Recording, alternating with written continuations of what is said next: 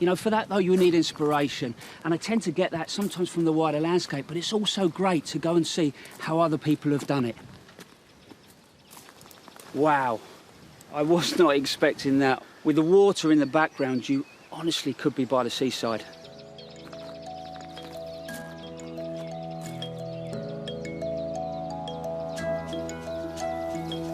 This is Holt Farm in Somerset, and the reason I've come here is because the soil is clay-based, which is very similar to mine back home in Rutland.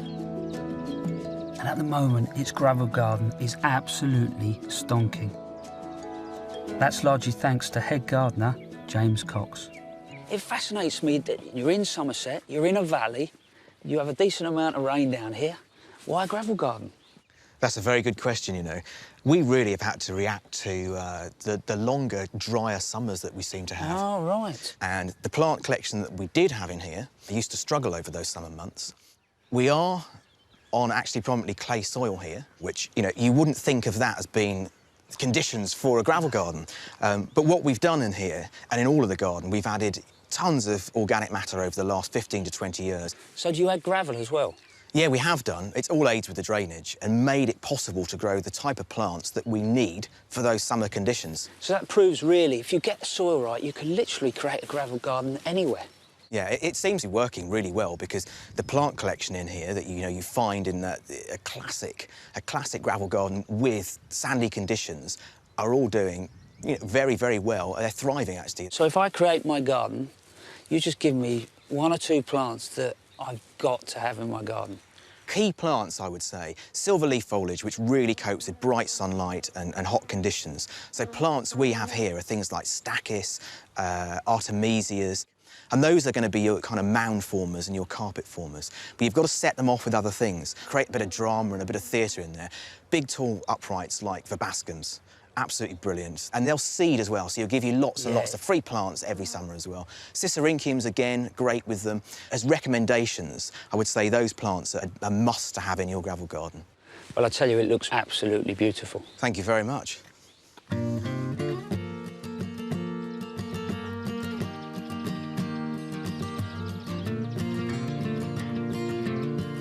I think one thing to remember when you come to places like this that are vast, don't be put off by the scale and the size, because there'll be loads of little ideas in here that we can take home. You know, my little gravel garden is little, so we're going to go around here and we're just going to pick up a few ideas, like the grasses sitting in the gravel, the things that are starting to look self-seeded. What I love about this garden, in a way, is that it seems to have taken on a life of its own, so things pop up in different places that maybe they're not meant to be. When we work our way down, you've got this wonderful bed here of stachys, with these sort of little bits that are popping up, so you're things like the Cicericium. And then in the distance there, you can see what the digitalis are doing.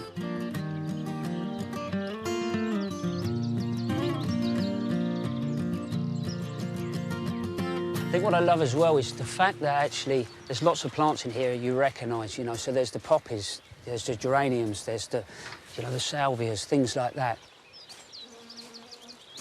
One thing that ties this whole thing together is actually the colour of the gravel. They've been really clever here in the sense that they've picked a colour that actually references the architecture of the building, the walls around the outside of the garden. So that's an important thing. When you're choosing your gravel for your gravel garden, don't just choose any old gravel.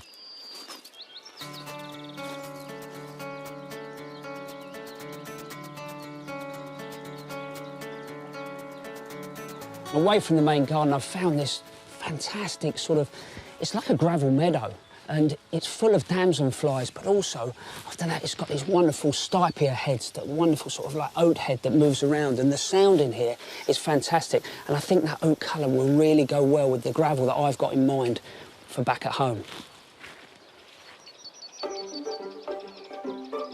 When you go to gardens, make sure you take pictures, make notes, even do some sketches, anything that helps you sort of capture that information to take home.